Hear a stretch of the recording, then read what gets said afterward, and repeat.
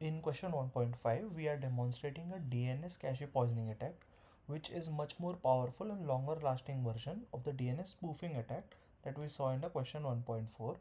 In question 1.4, the attacker had to keep the machine running and send a fake response every time the victim made a DNS query.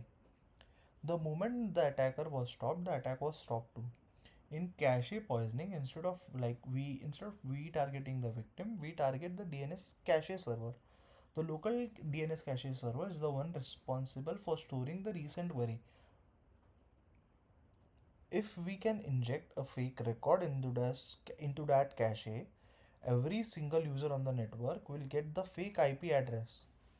Even after the attacker has stopped attacking, the poisoned entry stays in the cache until the TTL expires. In our case, the fake IP address will be like 7.7.2.4, which is of course my student number, which is derived for like my last four digits of the student number. We have the same Docker containers as we had before: the victim, the local DNS server, the attacker machine, and the attacker's name server. Let's navigate to the to the setup folder we had and continue from them.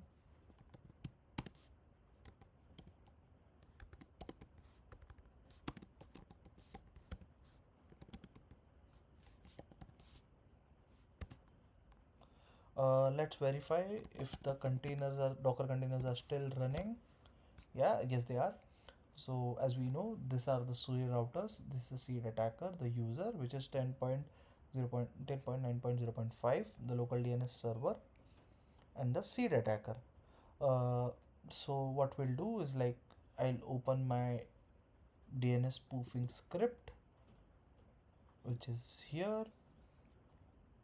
It is just like we did in question 1.4, but what I have done is like I have introduced a fake NS record in this response.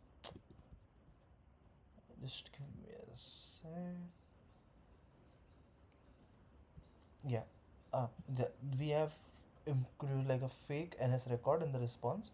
This makes the DNS server experience that ns dot like the exam ns dot example dot com, the name server example dot com is the real one, and stores the entire fake response as the cache, which is including this IP. So let's copy the script into the attacker container and let's attack, which is exciting. cpdns spoof 2.5 seed attacker. As we can see, the script has been copied. Now inside the attacker terminal, we will open a shell. So docker exe attacker bin bash. Oh, sorry, I just made a mistake here, I guess. it attacker. Yes, let's execute. Now we are in the shell.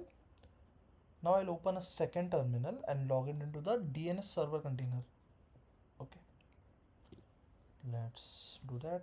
Docker exec it local DNS server, and what was the DNS server? 10.9.0.5.3. Okay, it was 10.9.0.5.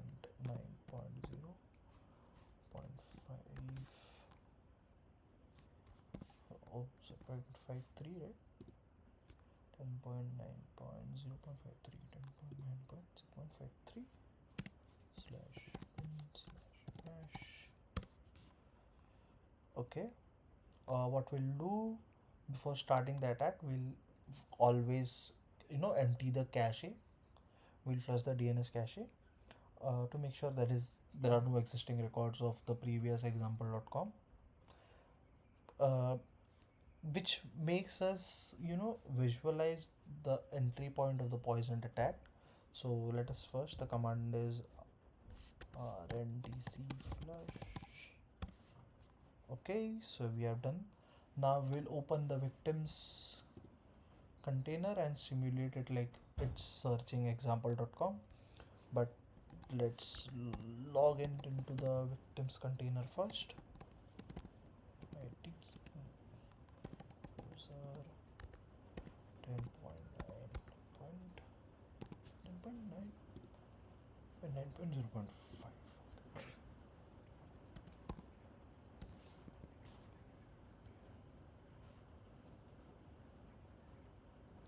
Slash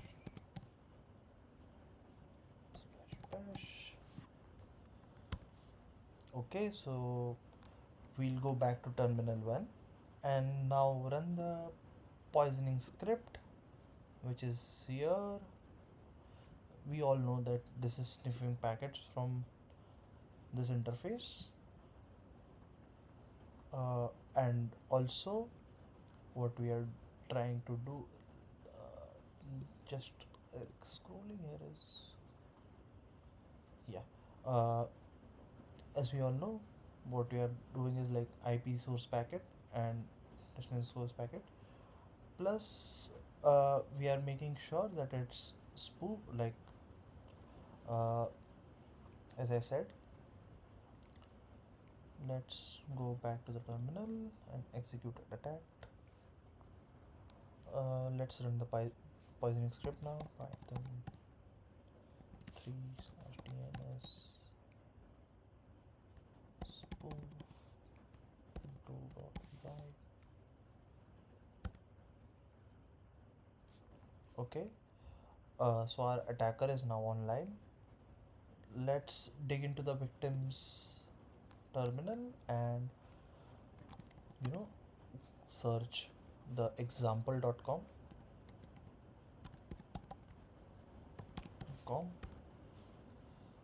As we can see, the cache has been poisoned and it has been sent to 7.2.4, which is the last 4 digits of my student ID.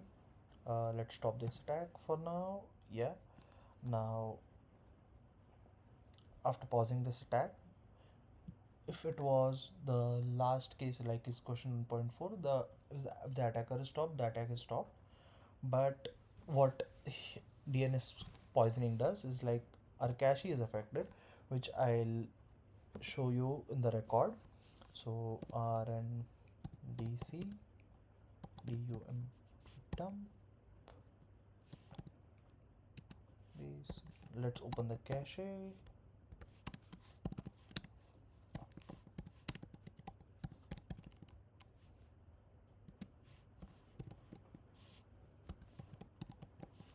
Oh, sorry.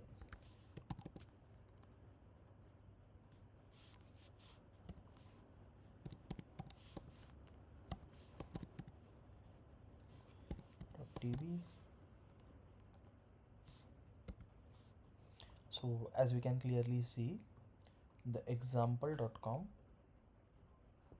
is pointing to 7.7.2.4 stored in the cache. This, which means every future query for example.com will get this fake IP without the attacker. As you can see, the attacker has been stopped. Without the attacker been running, now I'll stop, like I have stopped the attack. The attacker is no longer running. Let's go back and dig it again for checking it.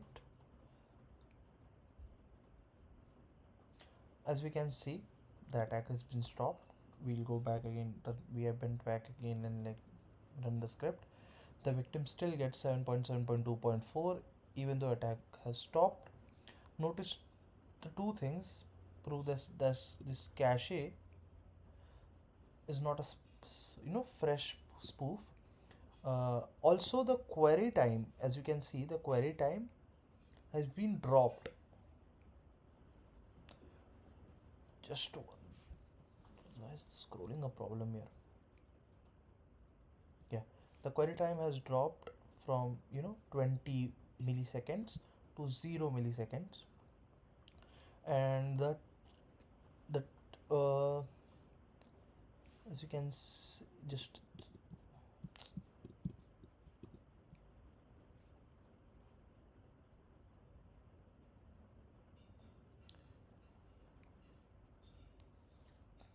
yeah, as we can see, the TTL is like here is like 259,200, and here is 259,083.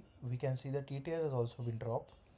The attacker only needs to run the poison once, and this poisons the cache, and only needs and then the user on the network gets the fake IP for the entire duration of the TTL, which is in our case, I guess it's roughly 2 to 3 days. The attacker, even after the attacker is complete, can disconnect from the network, and it's the attacker still there. So this is why we consider DNS spoofing a more tougher attack and a more deadly attack than is it the DNS spoofer. The DNS spoofing attack is considered less deadly attack than the DNS cache poisoning, and this proves it. And let's move to the next question. Thank you.